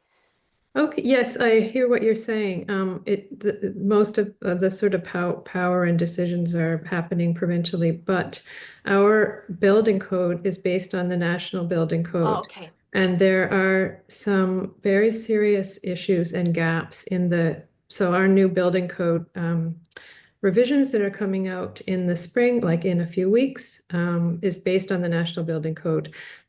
We have our own provincial section of it for accessibility, as probably most of you know, but there's a very big issue with not enough accessible units in my mind, in my experience, and from what I've heard from housing providers, and just not enough accessible units. And the building code is not requiring, in my mind, enough. And I would like to speak more on this at a future meeting. So I'm not going to go into it all that much now, but I just think at least if the federal people could be asked, it just is an acknowledgement that this, in order to solve housing and accessible housing, it needs to be all three levels of government. Mm-hmm. I love that. Yeah, if you could send us information too, like through email, that would help guide us. I actually really love what you shared. Thank you. Elizabeth, you still have your hand up. Did you want to add something? Or is it an old hand? I don't hear her. Oh, sorry, that was a legacy hand. I will lower my hand now. Okay, no problem. All right, so next we have Jamil. I have nothing to add at this point. I think just for some clarification, this town hall, I didn't get to watch the videos, is to encourage the community to come to this event to engage with different. Okay, and so I think maybe a good. I'm not sure if this is discussed or not, but the way that maybe the province or the city interacts now also with our services being advanced towards the technological side. So like they're all being pushed online, all of our services, all of our access to services. So maybe having the conversation of how to access these services and where to find these services can be something that maybe is mentioned or brought up during the town hall, so that people are aware of what the city also offers. Right, yeah. So maybe just something along those lines. Yeah. Great, thank you. Next we have Kathy Stevenson. I don't have anything to add at this time. No? Okay, that's good. I mean, I can totally understand that new members kind of need to see us on what we are talking about and then get a pretty good grasp. That's totally understandable.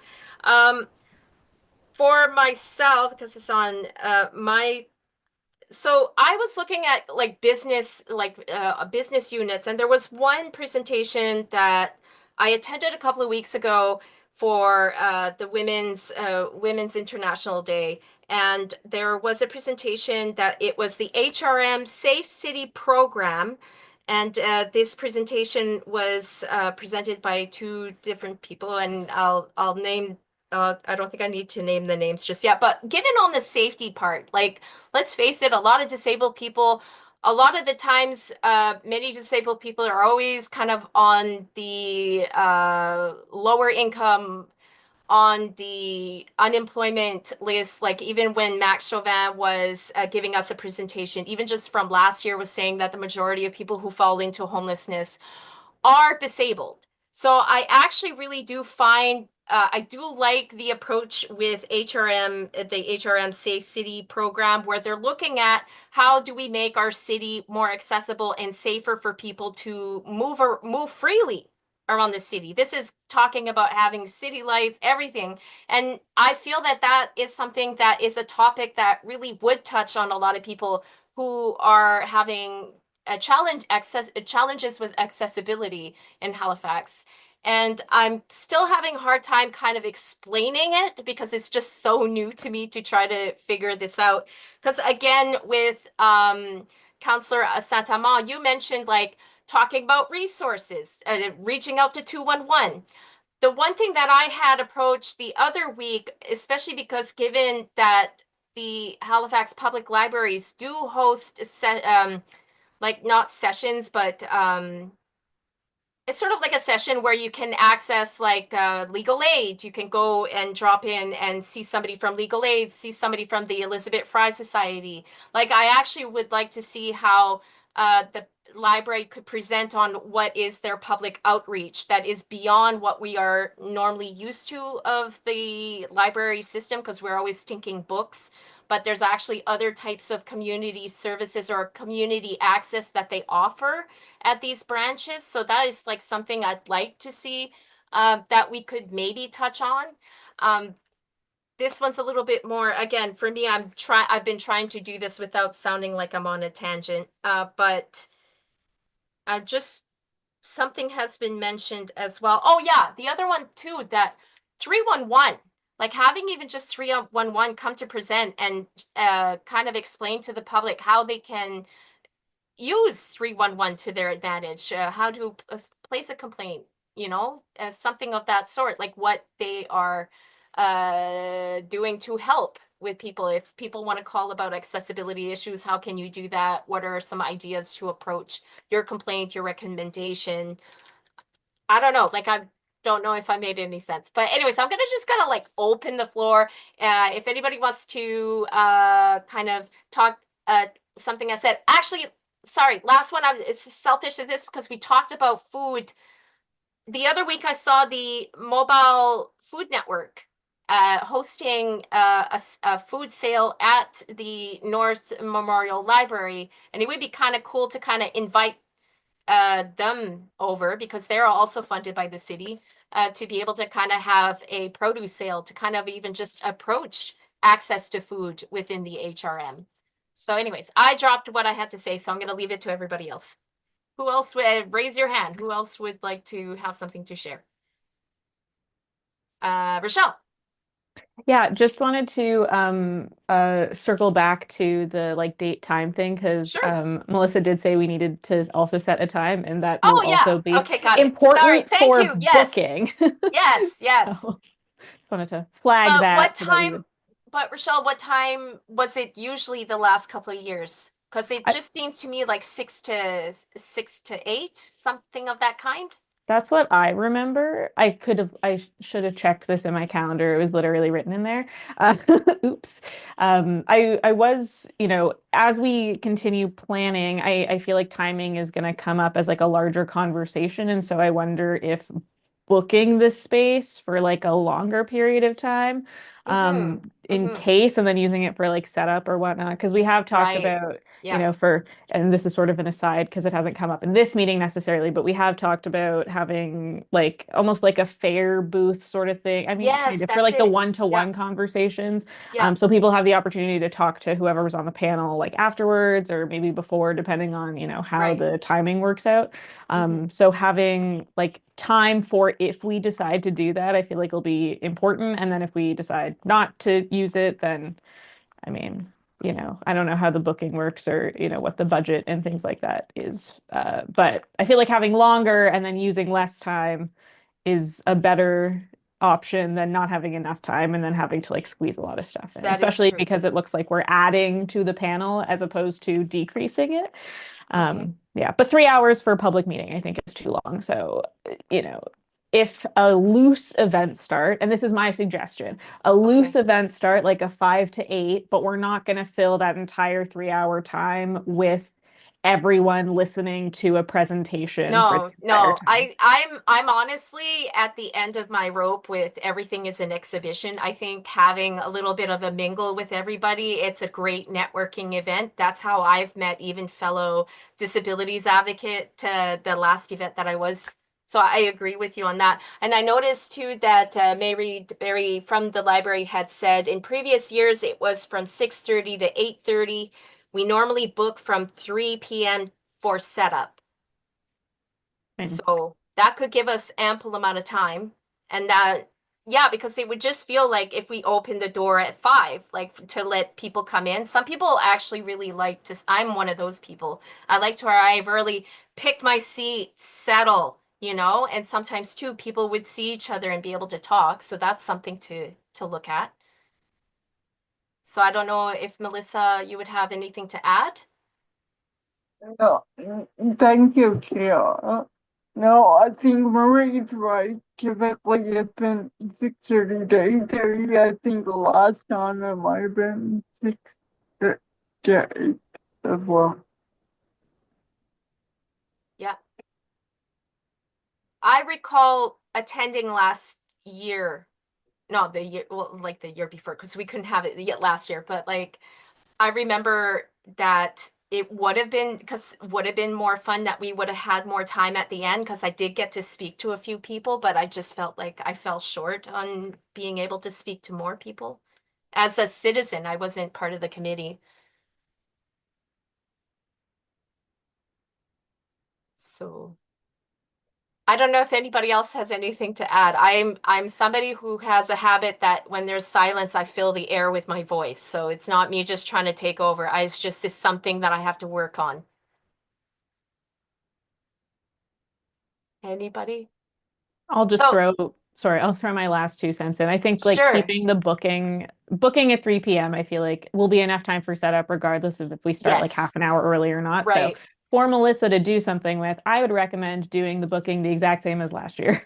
Yeah. Or the last time we had the meeting for ease Agreed. as a to-do list. Sure. Yeah, no, I'm for it. I'm for it. So we have 4 minutes.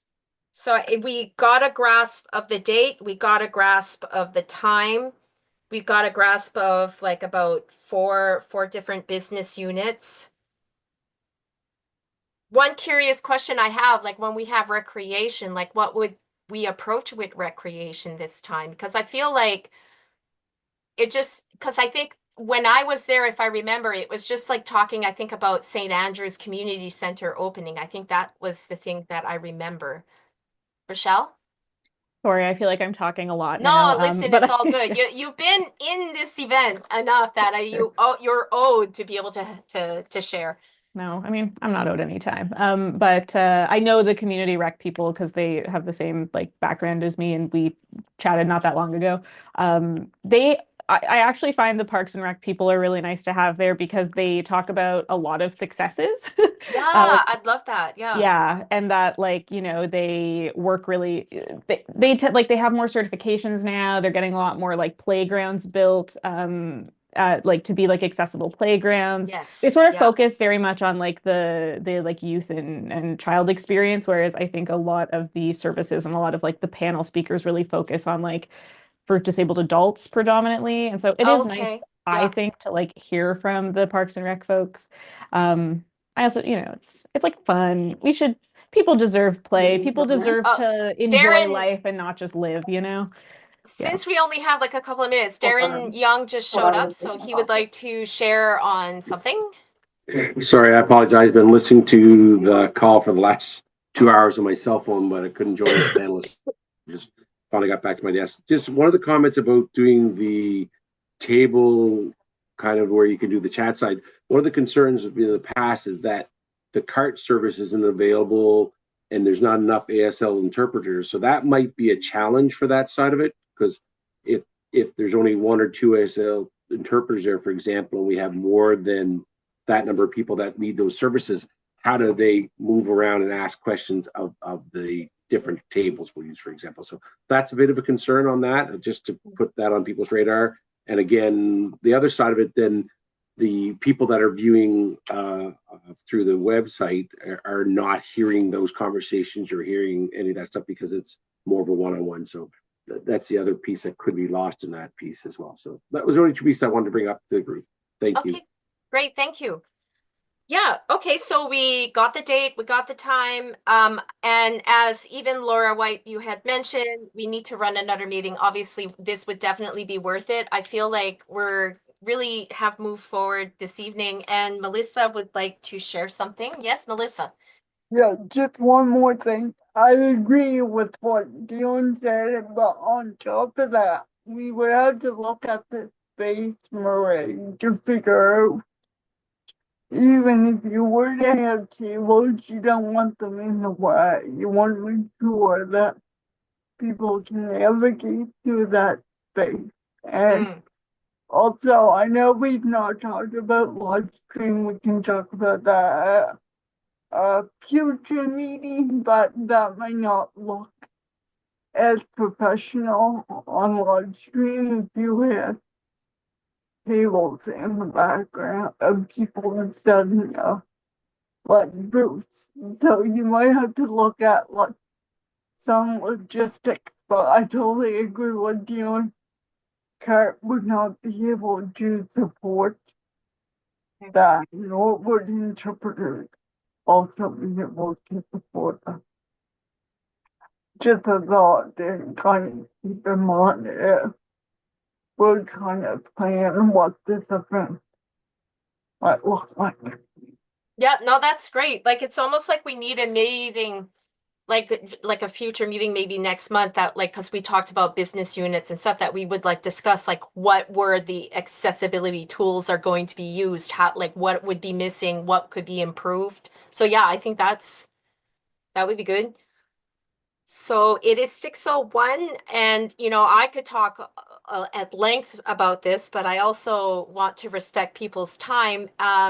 So I'm going to just leave a 10 seconds of silence. If somebody wants to jump in. If not, we will look to move to the end of the meeting. I've got a Guinness waiting. Oh, yes. Happy St. Patrick's Day to those who celebrate. Yes. So it appears that there's nothing else to add for this meeting. There is no other added items. The date of the next meeting is April 14th, 2025. For the adjournment, I just need one mover. Who would like to be that mover? Move to adjourn. All right, great. Councillor Jean Saint-Amand has moved us out of this meeting. I thank you all for joining, and for those watching, and I'll see you guys all next month. Thank you. Thanks. Thank you. Thank you. Thanks.